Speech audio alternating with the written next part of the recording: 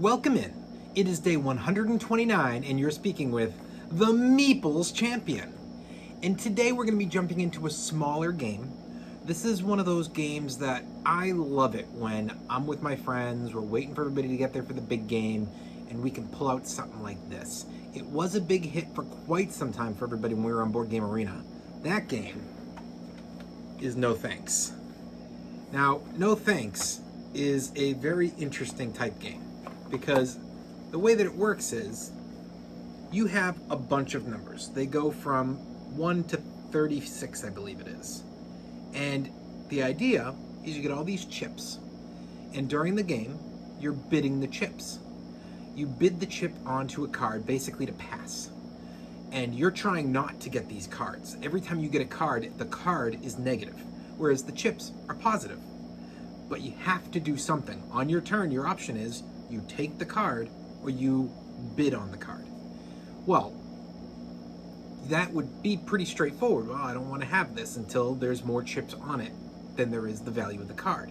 However, whenever you link cards together, they drop to whatever that smallest chip is. So you might have a 36. It's the worst in the game. But there's a 35 and a 34 and a 33, and you have them as well. And to everybody else, 36 is 36, but for you, it's 0.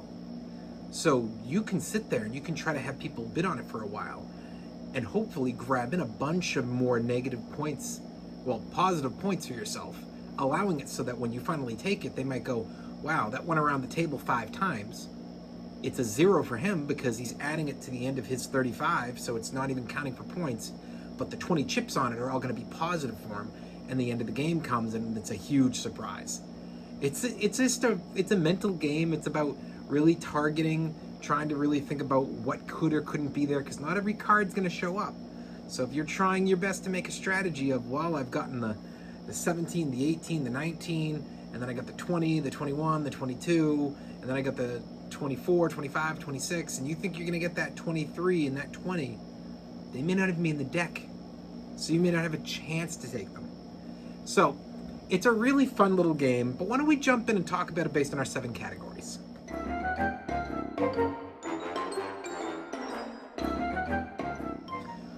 Art of this game is not impressive. This game's box, as you can see, I mean, this is not a great box. It's just some ugly colors with the cards on front. It's nothing, and it doesn't do much more with the cards inside. It's a fun game, but it is by no means got any type of an art that grabs you. It's got to be a thumbs down.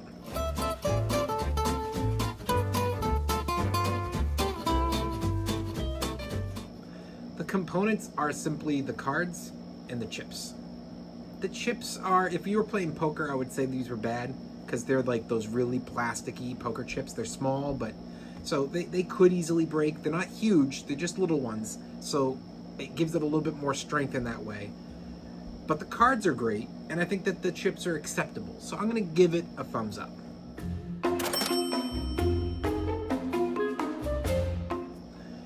This is available everywhere. You're gonna find this in Target, you're gonna find this in Barnes and Nobles, you're gonna go and to almost any game store that has small game section and you're gonna find it. Probably 3 out of 5. And you're finding this for like 10 bucks, probably even cheaper. I think I got mine for 8. It's extremely affordable. Big thumbs up.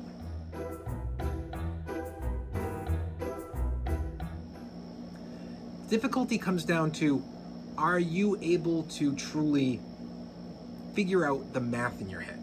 There's only so many cards that are going to be dealt. I want to say that if there's 36 cards, you're probably getting like 30 of them dealt to the board. And you're having to keep track of those. Yes, you can see what everybody's bought, but you're trying to think in your head, like, what are we missing? What can I do where? At the same time, you're trying to do the math out of like, how many chips do they have? What's their values? Nobody has to tell you straight up. You can count, but nobody has to tell you what they actually have for a score at the time. So you're trying your best to keep track of this. It's, to me, not a difficult game. I think kids can play, beginners can play. I think that the experienced players are able to enjoy this because it is a little bit of a mind puzzle And so can the experts, because it's short. If this was an hour-long game, I'd be like, no, they're both out. But it's like 10 minutes. It's very good for the difficulty. Thumbs up.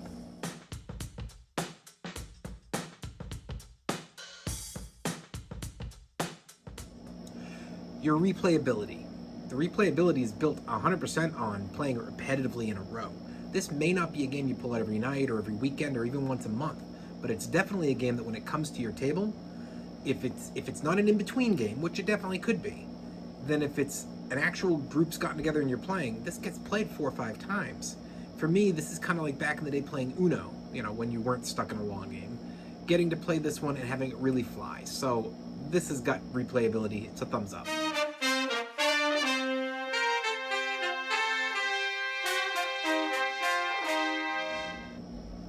When it comes to those keys to victory, this game is pretty straightforward.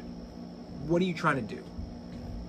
Obviously, it's the fewest points, and you do that by either getting very few cards or acquiring a lot of the chips.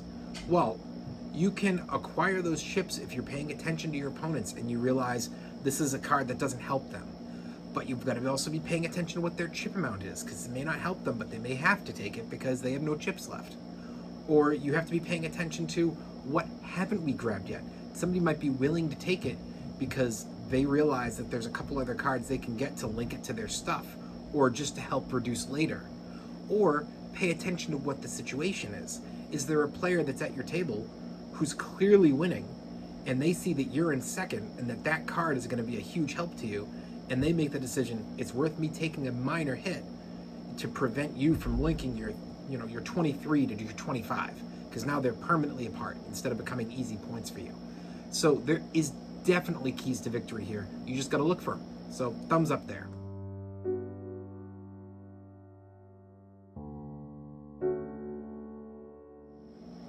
Is the game unique?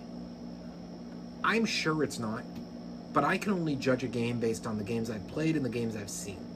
And I can't think of another game that really follows this particular type of mechanic of the linking of the cards to reduce the points, the chips actually being something you don't want to bid because you want to keep them. They're not money, but they're positive points, but they come back to you because they go onto the card.